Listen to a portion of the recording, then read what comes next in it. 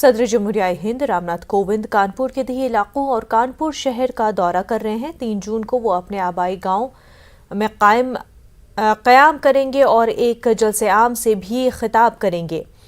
इस प्रोग्राम में वज़ीर आज़म नरेंद्र मोदी, उत्तर प्रदेश के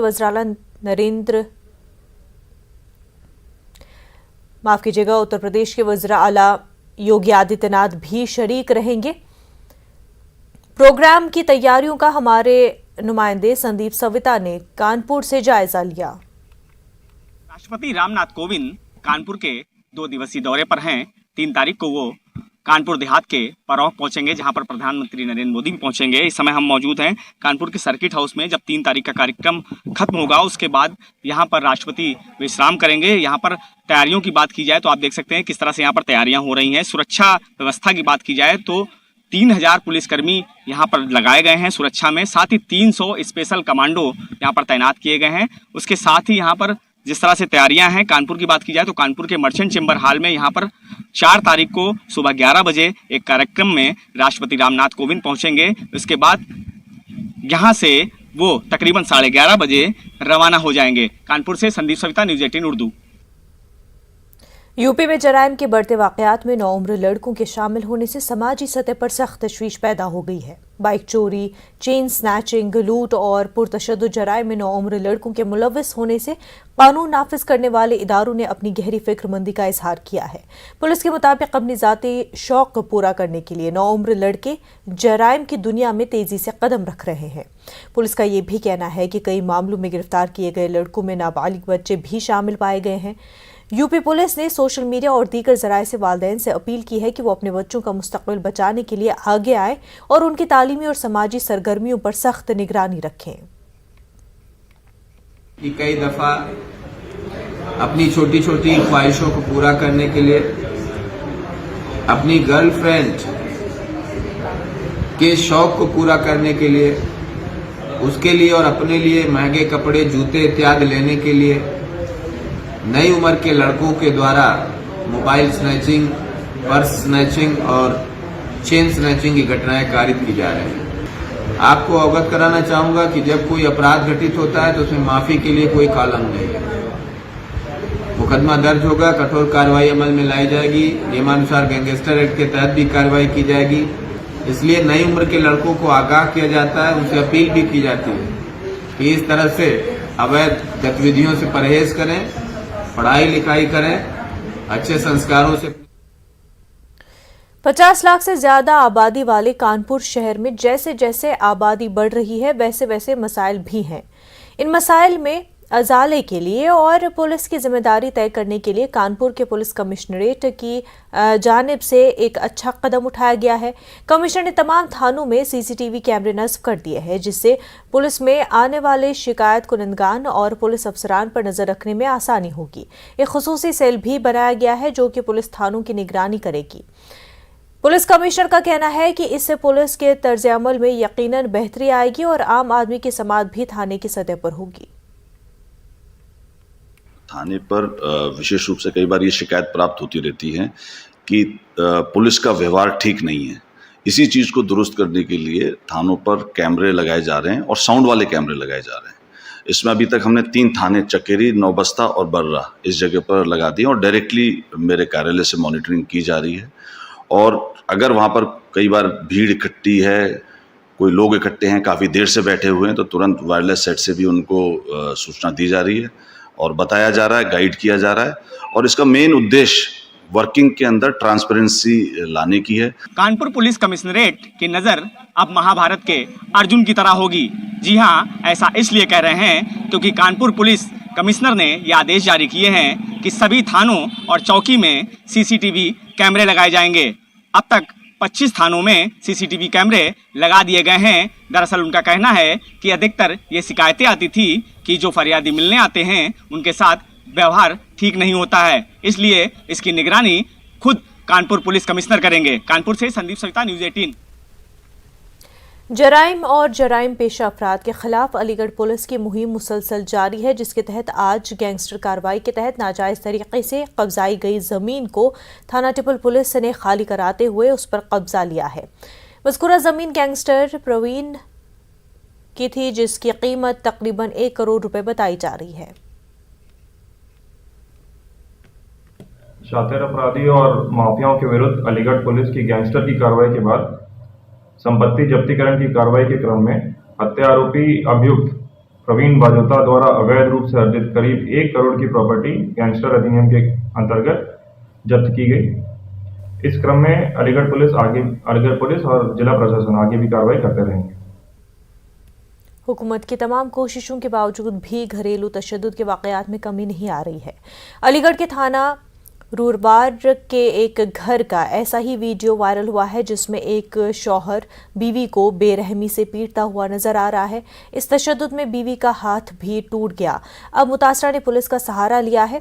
आज मुतासरा खातून अपने अहले खाना के साथ SSP दफ्तर पहुंची, जहां उसने मज़कूरा मामले से वाकिफ कराया। उसे बताया कि शराब पीने के लिए पैसे मांगे थे, मना करने पर पिटाई कर दी। पुलिस ने मुतासरा को इंसाफ की यकीन दहानी कराई है। पैसों के लिए मार रहे थे कि अपने पापा से पैसे लेके आ, शराब के लिए मांग रहे थे पैसे, और मैंने कितनी बार लाके दे दिए क्योंकि मेरे 4 बच्चे थे।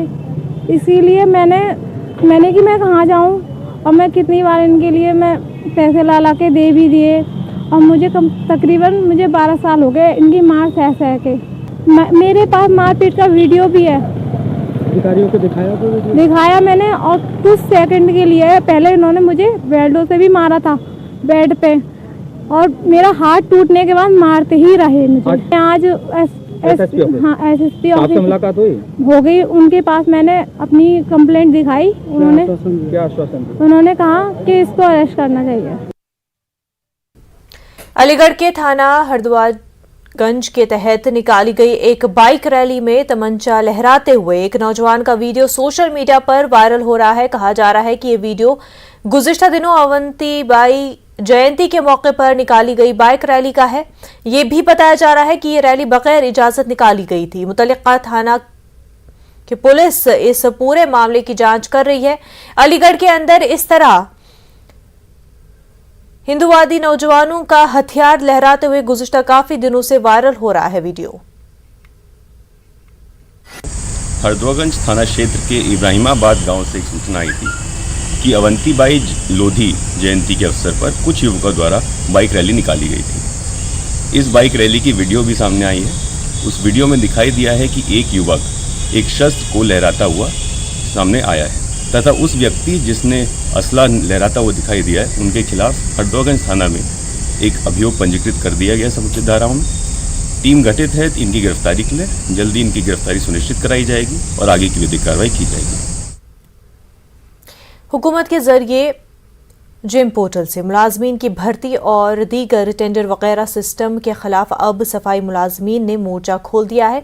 आज अलीगढ़ में उत्तर प्रदेश सफाई मजदूर संघ के जिम्मेदारान ने नगर निगम पर पहुंचकर एहतजाजी मुजाहिरा किया और एक अर्जदाश्त सिटी कमिश्नर के नाम अफसरान को पेश की। उन्होंने मुतालबा किया कि सफाई मुलाजमीन की भर्ती जिम पोर्टल से की जाती है, जो पहले से ठेके के तहत काम कर रहे मुलाजमीन के साथ नाइंसाफी है। उन्होंने कहा कि इस तरीक़ेकार को अगर बंद नहीं किया गया तो सफाई मुलाजमीन एहतजाज करने पर मजबूर होंगे। जब सफाई मजदूर संघ के हक अधिकारी की बात आती है तो सफाई मजदूर वर्ग हमेशा एक रहा है। यहाँ भी हमें ऐसा लगता है कि जेम पोर्टल के माध्यम से एक संस्था यहाँ काम करने आ रही है, जो कि हमारे सफाई कर्मचारियों को अभी तक उसकी टर्म एंड कंडीशन है जो कि नहीं बताई गई हैं। अगर अधिकारी कहीं अगर थोड़ी भी अपनी लालच को भी नहीं बता रहे हैं तो उनको बताना चाहिए था कि इसमें क्या टर्म कंडीशन है। हमें ऐसा लगता है कि जेम पोर्टल के माध्यम से ये संस्थाएं अलीगढ़ नगर निगम में कार्य करेंगे और कर्मचारियों को पैसा लेकर भाग जाएंगी। इस संस्था को लेकर कहीं भी कर्मचारियों में कोई भी संतोषजनक जवाब अभी तक नगर निगम के अधिकारियों ने नहीं दिया है। यही कारण है कि नगर निगम के जितने भी सफाई मजदूर वक्त के नेता हैं वो सबों को लेकर हलचल पैदा हो गई है और सब इसके खिलाफ हैं। आपकी मांग है कि जैन पोर्टल से जो भर्ती हो रही है वो न की जाए। अब ये शासन की नीतियाँ हैं, ज्ञापन आपका पहुंचा दिया जाएगा नगर आयुक्त साहब को। डिसीजन शासन पे लेना है, नगर आयुक्त साहब को लेना है। हिंदी कैलेंडर के मुताबिक 2 जून की तारीख महाराणा प्रताप की पैदाइश से मंसूब है और इस दिन को महाराणा प्रताप जयंती के तौर पर मनाया जाता है। आज मेरठ में महाराणा प्रताप आदर्श प्रचार सभा की जानिब से प्रोग्राम का इनेकाद किया गया और महाराणा प्रताप की बहादुरी और कुर्बानियों को याद करते हुए खराज अकीदत पेश किया गया। इस मौके पर आदर्श प्रचार सभा के कारकुनान ने महाराणा प्रताप चौक का नाम बदलकर राजपूत चौक करने की कोशिश पर अपना एतराज जाहिर करते हुए महाराणा प्रताप जैसी शख्सियत को एक जात बरादरी के दायरे में महदूद करने की कोशिश पर नाराजगी का इजहार किया। महाराणा प्रताप जी ने कभी भी किसी भी जाति के लिए काम नहीं किया। उन्होंने देश की अस्मिता बचाने के लिए, वैदिक धर्म को बचाने के लिए संघर्ष किया। इस भारतीय संस्कृति को के संरक्षण और संवर्धन के लिए वो 25 वर्ष तक निरंतर युद्ध करते रहे। चौक पहले क्या नाम था? इसका नाम था महाराणा प्रताप चौक और अब इसका पत्थर लगा दिया है रात में कुछ असामाजिक तत्वों ने। इसका पत्थर लगाया है राजपूत चौक के नाम से, जो बिल्कुल गलत है। कानपुर के बलहूर कोतवाली इलाके में तैनात कांस्टेबल का बेदर्दी से कत्ल कर दिया गया। कांस्टेबल जिला फिरोजाबाद के रिहायशी थे। कांस्टेबल के कत्ल की इत्तला मिलते ही बड़ी तादाद में पुलिस फोर्स मौके पर पहुंच गई। फिलहाल तहकीकात जारी है। फोरेंसिक टीम के मौके पर पहुंचने के बाद कमरे का दरवाजा खोला गया। फोरेंसिक टीम ने जाए वकूफ से शवाहिद इकट्ठे किए, जिसके बाद पुलिस ने लाश को कब्जे में लेकर पोस्टमार्टम के लिए भेज दिया। वाकये की तहकीकात के लिए 6 टीमें तश्कील दे दी गई है। पुलिस इस मामले की कई नुकात पर तफ्तीश कर रही है। देश दीपक है जो थाना बिलहौर में तैनात था। ये किराए के मकान पे रहता था थाना के करीब कस्बे पर, और ये इसकी रात में किसी व्यक्ति ने धारदार हथियार से गला काट करके हत्या कर दी है। इसमें फोरेंसिक टीम, हमारी सभी टीमें आ गई हैं, वो जांच कर रही है और इस केस वर्कआउट करने के लिए हमने 6 टीम लगाई हैं और जल्दी ही ये केस वर्कआउट कर लिया जाएगा। बाकी कार्रवाई सब की जा रही जांच के बाद। सर, घटना का पता कैसे चल पाया? घटना का पता यूँ ही चला कि किसी ने टेलीफोन, इनके जो परिवार वाले थे वो टेलीफोन कर रहे थे, इसका टेलीफोन नहीं मिल रहा था, तो इसके बाद फिर जो है उसको पता चला, उन्होंने टेलीफोन किया। योगी सरकार में अमन अमान की सूरत हाल को बेहतर बनाने के लिए रोजाना अवामी समात के लिए रहनुमा खतूत जारी किए गए हैं। फिरोजाबाद में एसएसपी आशीष तिवारी ने लोगों के मसाइल सुने। डिजिटल अवामी समात के दौरान शिकायत कुनंदगान के साथ तमाम एसएचओ भी मौजूद थे। उन्होंने अवाम के मसाइल के हल के लिए हिदायत दी। के जो शासन के आदेश निर्देश हैं उसमें बड़ा स्पष्ट है कि 10 से 11 सभी अधिकारियों को, जो थानेदार हैं, चाहे सीओ हो, एडिशनल हो, एसपी हो, सभी लोगों को जन सुनवाई करनी है अपने थाना क्षेत्र में और अपने ऑफिस के अंदर में। और इसमें पट्टिका में बड़ा क्लियर ये मेंशन भी किया गया है कि 10 से 11 में जनता जो है वो आके मिल सकती है और उनकी सुनवाई देन एंड देयर जो निस्तारण है उसका किया जाएगा। उसी देन एंड देयर के निस्तारण के लिए आज ये व्यवस्था भी चालू की गई थी कि यहाँ पर डिजिटल जन सुनवाई, डिजिटल जो खिड़की है उसके माध्यम से उसमें जूम पे सभी एसओ और सारे अधिकारी मौजूद थे, जिससे एक तो उनकी अटेंडेंस जो है कि वो ऑफिस में बैठे हैं और जन सुनवाई कर रहे हैं। जो भी वादी एसपी ऑफिस में आते हैं उनको कोशिश ये की जाती है कि उसी दिन उनको न्याय मिल जाए, उसी दिन उनकी आख्या भी हमारे पास में आ जाए और उसको देखते हुए IGRs में भी उसको चढ़ाया जाता है और उसकी मॉनिटरिंग की जाती है और वादी से फीडबैक भी लिया जाता है कि उनकी जो समस्या है उसमें वो संतुष्ट हैं या नहीं है।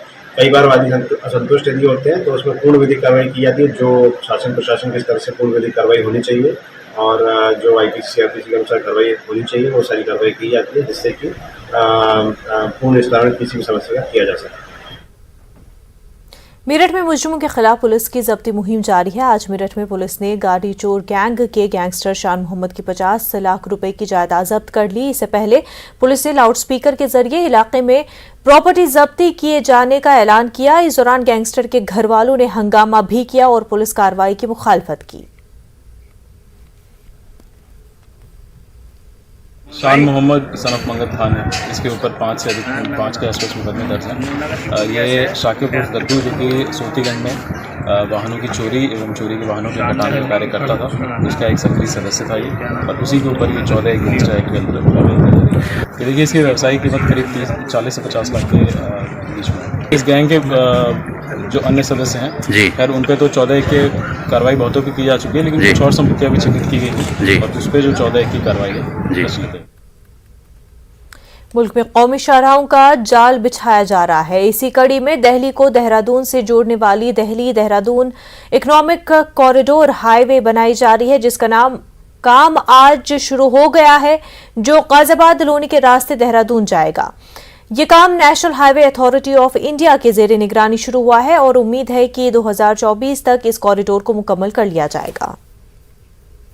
देहरादून इकोनॉमिक कॉरिडोर है, ये बहुत महत्वपूर्ण मार्ग है। एक राजधानी, देश की राजधानी से एक दूसरे प्रदेश की राजधानी को जोड़ा जा रहा है और संबंधित कंपनी जिसको ये काम दिया गया है वो जो दस्तर पर अपना काम कर रहे हैं, उनका साइट ऑफिस बन गया है।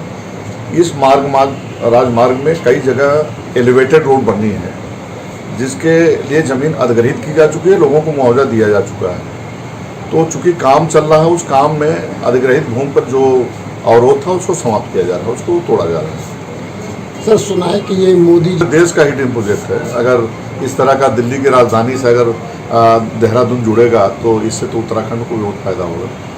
कब तक सर ये बन के तैयार हो जाएगा? अभी तक का तो टास्क जो है 2024 तक इसको पूरा करना है। मुरादाबाद के थाना कोतवाली इलाके में आज पुलिस ने अदालत के हुक्म पर सट्टा माफिया अजीम के खिलाफ कार्रवाई की है। आज पुलिस ने अजीम के जायदाद जब्त करने की कार्रवाई की। अजीम का 4 मंजिल आलिशान मकान शहर के मोहल्ला नई बस्ती में वाक़ है, जो कि थाना कोतवाली के तहत आता है। सट्टा माफिया अजीम के खिलाफ कत्ल और लूट के साथ ही तकरीबन 37 मुकदमे मुरादाबाद जिले के मुख्तलिफ थानों में दर्ज हैं। अजीम मौजूदा वक्त में सट्टेबाजी के अलावा दूसरे कई मामलों में जेल में बंद है। आज दोपहर कोतवाली पुलिस ने भारी फोर्स के साथ मौके पर पहुंचकर घर में रखा सामान जब्त कर लिया। इस कार्रवाई के दौरान अजीम के आलिशान मकान के अंदर का सामान पुलिस ने जब्त कर लिया है। कोतवाली क्षेत्र का रहने वाला अजीम पुत्र अब्दुल सलाम के विरुद्ध कार्रवाइयां प्रचलित है। इस संबंध में मुकदमा नंबर 80/2022 थाना नांगभन्नी पर गैंगस्टर एक्ट के तहत पंजीकृत हुआ था। इसमें 14/1 की कार्रवाई की जा रही है। इसमें उसकी जो संपत्तियां हैं उनके विरुद्ध कुर्की की कार्रवाई की जा रही है। इसका अपना एक पूरा नेटवर्क है, उसके साथ लोग काम किए गए हैं, वो उसके गैंगस्टर एक्ट के मुकदमों में सम्मिलित कर लिए गए हैं। अन्य स्तर से विवेचनात्मक कार्रवाई प्रचलित है, जिनमें जो भी नाम प्रकाश में आएंगे उनके विरुद्ध भी कार्रवाई की जाएगी। गाजियाबाद के रजापुर ब्लॉक के कनूजा गांव में अचानक एक तेंदुआ नौजवान के सामने आ गया। नौजवान ने गांव पहुंचकर जान बचाई, जिसके बाद मौके पर पहुंचे महकमे जंगलात के एहलकारों ने जाए वक़ूअ का मुआयना किया। तेंदुए को पकड़ने के लिए गांव के जंगलात में पिंजरे लगाए गए हैं। तेंदुआ अभी तक पकड़ा नहीं गया है। वाज़ेह है कि इससे पहले भी गांव में तेंदुए देखे गए हैं। मैंने लगभग 5:30 पौने 6 बजे करीब में देखा है, और जी लगभग इतना बड़ा था जितना जर्मन शेफर्ड कुत्ता रहता, लगभग इतना बड़ा था जी। मेरी तरफ हमला करने की भी उसने कोशिश करी, मुंह फाड़ा।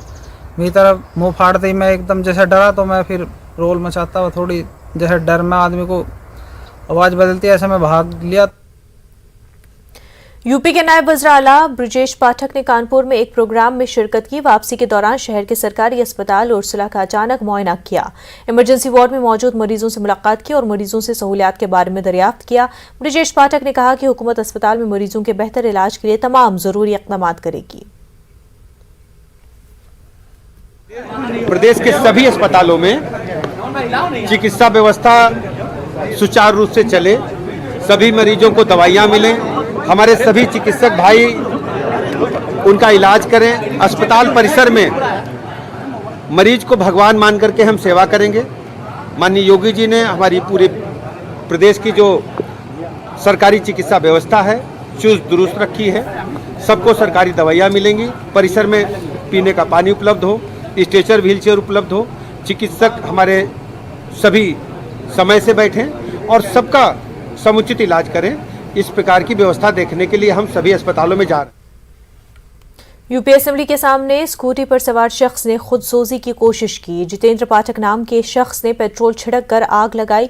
पुलिस की बरवक्त कोशिश से उस शख्स की जान बच गई, लेकिन स्कूटी नजर आतिश हो गई। पुलिस के जरिए हासिल की गई इब्तदाई मालूमात के मुताबिक अपने खिलाफ झूठे मुकदमे से जितेंद्र पाठक नामी शख्स परेशान है। इंसाफ न मिलने से खुदकुशी करने की कोशिश की थी। पुलिस ने फौरी तहकीकात का काम हुक्म दिया है।